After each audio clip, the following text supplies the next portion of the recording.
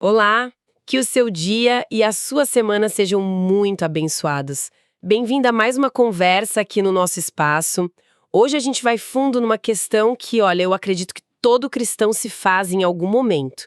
Porque às vezes parece que a gente não sai do lugar na nossa fé, sabe? A gente quer crescer, quer mudar, mas sente meio, estagnado. Para explorar isso, vamos usar como guia uns trechos do livro Por que Crer na Bíblia, do John MacArthur. A nossa missão aqui é desvendar o argumento central dele, que é bem direto. Ele diz que o crescimento espiritual não acontece por acaso, sabe? Está ligado ao que a gente consome espiritualmente. E ele defende que a Bíblia não é só um livro, é tipo um alimento essencial para o nosso desenvolvimento. Ok, vamos desvendar isso. Para começar, o autor não pega leve, não. Ele abre com uma imagem que chega a ser assim desconfortável, a de um adulto de 30 anos que ainda tem a mente e as capacidades de um bebê. Ele diz que é uma visão triste e logo em seguida traça um paralelo com os cristãos que ele chama de atrofiados espiritualmente. Pessoas que até querem crescer, mas segundo ele, querem que isso aconteça sem nenhum esforço. É uma acusação bem forte, não acha? Fortíssima. Mas já está com uma ideia muito comum, né? De que o crescimento espiritual é um processo meio passivo, quase mágico. Mas o ponto do autor é que a causa dessa estagnação raramente é uma falta de desejo sincero. Ninguém quer ficar atrofiado, é óbvio. O problema, na visão dele, é mais fundamental. É uma questão de nutrição. É como alguém que quer ganhar massa muscular, mas só come salgadinho. O desejo é válido, mas a dieta. A dieta tá toda errada. Completamente. A raiz do problema, ele diz, é a não permanência na palavra de Deus, que seria o alimento correto. E essa analogia da dieta vai se aprofundando, né? Ele usa a outra imagem que eu achei muito vívida. A de pessoas que vão à igreja com seus copos espirituais vazios, enchem durante o culto, mas ao sair pela porta é como se virassem o copo e derramassem tudo. Exato. Na segunda-feira, o copo já está vazio de novo. E quais são as consequências práticas disso no dia a dia, segundo o texto? As consequências são exatamente o que se espera de alguém desnutrido. É fraqueza diante de tentações, uma falta crônica de ânimo, sabe? Um entusiasmo que surge no domingo, mas que não se sustenta até a terça-feira. É uma vida espiritual reativa, sempre dependendo do próximo copo cheio do fim de semana. E é aqui que ele introduz a metáfora principal, a da junk food espiritual. Ah, essa é a ótima. O que seria essa junk food hoje em dia? O autor fala em batatas fritas, Coca-Cola e M&M's, mas trazendo para nossa realidade, poderíamos pensar em, tipo, frases motivacionais que pensam um versículo fora de contexto, ou músicas que focam só na emoção do momento? Exatamente. Ou até mesmo pregações muito superficiais, que não desafiam ninguém. É qualquer coisa que ofereça uma satisfação espiritual instantânea, mas que não tenha substância, que não nutre de verdade. É o açúcar espiritual. Dá um pico de energia, mas logo depois vem a queda e a fome continua. Pois é. E a grande ironia que o autor aponta é que enquanto muitos se alimentam disso, a própria Bíblia se descreve com metáforas de alimentos nutritivos de verdade. Leite, pão, mel, carne. Ou seja, a solução para a fome está na mesa, mas a pessoa continua proferindo fast food. Exato. Ok, então se a solução é esse alimento, a Bíblia, o que tem de tão especial nela para causar esse efeito? O autor usa uma expressão muito forte para descrevê-la. A palavra viva. O que isso realmente significa? Não é só uma forma poética de falar. Na análise dele, não é nada poético, é literal. E o que é fascinante na argumentação é o contraste que ele cria. Ele chama o nosso mundo físico, o universo material, de a terra dos moribundos. Nossa, que pesado! Mas a ideia é que tudo ao nosso redor, das estrelas às plantas e a nós mesmos, está num processo constante de decomposição. Tudo está morrendo. Nesse cenário, ele posiciona a palavra de Deus como algo de natureza completamente diferente. Ela é viva porque é eterna, incorruptível. Sua verdade não enferruja, não mofa, não se torna obsoleta, sabe? É a única coisa além do próprio Deus que não está sujeita a essa lei universal da decadência. É uma ideia poderosa, mas um pouco abstrata. Como o autor tenta provar que a palavra é viva? E não só um conjunto de textos antigos muito bem preservados. Ele oferece 3 evidências práticas ou indícios de vida. O primeiro, ele chama de frescor eterno. E aqui ele usa uma experiência pessoal bem interessante.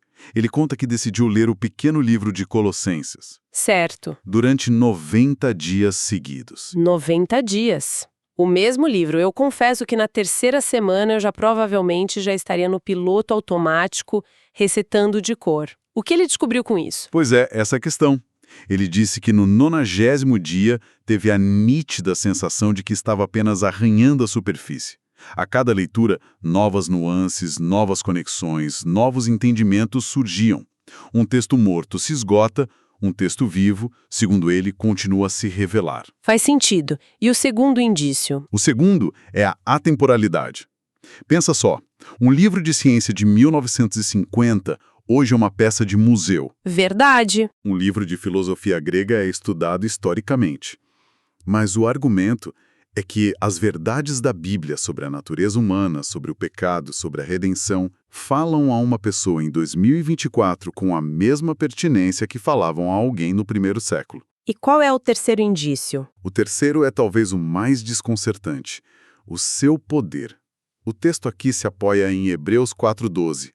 Aquela famosa passagem que diz que a palavra é mais afiada que qualquer espada de 2 gumes. Sim, que penetra até dividir alma e espírito. Exato. A ideia é que ela tem uma capacidade sobrenatural de entrar no nosso íntimo, expor o que está escondido, discernir nossas verdadeiras motivações. Ela não apenas nos analisa, ela nos julga. O autor diz que é uma experiência que pode nos fazer tremer, porque sentimos que o livro está nos lendo e não o contrário.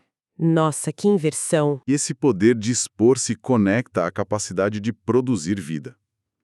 É o ponto culminante da ideia. 1 Pedro 1,23 diz que as pessoas nascem de novo pela semente imperecível, que é a palavra de Deus. A característica fundamental de um organismo vivo é se reproduzir, certo? Certo. O autor argumenta que a palavra faz exatamente isso no campo espiritual. Quando ela encontra um solo receptivo, ela germina e gera uma nova vida. A parábola do semeador, onde Jesus diz que a semente é a palavra de Deus, é a prova disso. Então, voltando ao problema da estagnação. Ah, entendi a conexão. Não é só um alimento para quem já tem vida espiritual. Para o autor, é a própria semente que gera essa vida em primeiro lugar. Sem ela, não há nem o que nutrir. Exatamente. Não há crescimento sem vida e não há vida sem a semente da palavra. Certo, a teoria é poderosa, mas vamos para a prática. Para alguém que está ouvindo a gente, se identifica com a estagnação e percebe que vive de junk food, qual é o primeiro passo concreto que o livro aponta? É só começar a ler a Bíblia 1 hora por dia? Não, e essa é uma parte crucial da argumentação. O primeiro passo não é adicionar algo, mas remover. O autor nos leva a 1 Pedro 2,1, que instrui a livrar-se de 5 atitudes específicas. A palavra grega usada ali, apotitemio, é a mesma usada para tirar uma roupa. Se despir de algo. Isso. A imagem é de se despir de algo sujo antes de vestir uma roupa limpa. Não adianta tentar comer um prato saudável com a boca cheia de lixo. E que lixo é esse? Quais são os 5 itens? Caracteriza o mundo. O segundo é o engano, que é a dissimulação, agir com motivações impuras para enganar os outros. O terceiro, que nasce do segundo, é a hipocrisia. Ok, esses 3 formam um trio bem óbvio. Quais os outros 2? Os outros 2 são mais internos. O quarto é inveja, que o autor define como o mais puro egocentrismo. Ele tem uma citação forte sobre isso, dizendo que a inveja é sempre a última a morrer, porque ela só morre quando o ego morre. Forte mesmo. E por fim a maledicência, que é literalmente falar mal de, a fofoca, a calúnia. Essa da maledicência me chama a atenção. O autor comenta sobre como ela se manifesta de forma sutis. Porque hoje em dia, principalmente em círculos religiosos, é muito comum ver a fofoca disfarçada de preocupação, né? Ou de um pedido de oração. Vamos orar pelo fulano, porque fiquei sabendo que... E aí vem a história toda. Sim, ele aponta exatamente para essa sutileza. É o veneno servido com uma colher de mel. E o mais interessante é que o texto argumenta que esses 5 itens não são isolados. Eles formam uma refeição completa de lixo espiritual. Um alimenta o outro num ciclo vicioso, sabe? Como assim? A maldade no coração leva ao engano, que para se sustentar precisa da hipocrisia, que por sua vez gera inveja de quem é genuíno. E o fruto amargo da inveja é a maledicência para derrubar o outro. É um sistema fechado de toxicidade. Por isso a instrução é livrar-se de tudo isso, fazer um rompimento. Esse rompimento me lembra uma anedota que o autor conta, que eu achei fantástica. Um jovem se aproxima de um grande estudioso da Bíblia e diz: Professor, eu daria um mundo para conhecer a Bíblia tão bem quanto o Senhor. E qual é a resposta? A resposta do professor é curta e direta. E é exatamente isso lhe custará. O mundo que precisa ser abandonado são justamente esses 5 itens. Perfeito. É preciso esvaziar as mãos do lixo para poder receber o alimento. E só depois de se despir dessas coisas é que vem a instrução positiva em 1 Pedro 2.2. Desejem ardentemente, como crianças recém-nascidas, o leite espiritual puro. A analogia é clara. Para um bebê, leite não é uma opção, é uma questão de sobrevivência. Da mesma forma, para o novo cristão, a palavra é o alimento primário e essencial. Exato. Mas a gente fica só no leite, porque a imagem do leite remete a algo básico, inicial. Uma pessoa não pode viver só de leite para sempre. Ótima observação. E o apóstolo Paulo, que o autor também cita, expande exatamente essa ideia. Em 1 Coríntios 3, Paulo repreende duramente os cristãos de lá. Ele diz: Eu não pude falar a vocês como a espirituais, mas como a carnais, como a bebês em Cristo. Dei-lhes leite e não alimento sólido, pois vocês não estavam em condições de recebê-lo. Que puxão de orelha! E o ponto é que o crescimento exige uma transição. Ficar só no leite é um sinal de maturidade. Isso é muito interessante.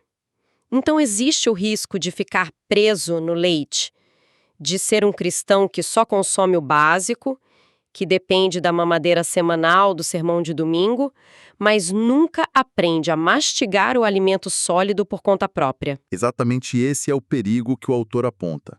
A estagnação acontece quando a pessoa se recusa a passar para o próximo estágio da dieta.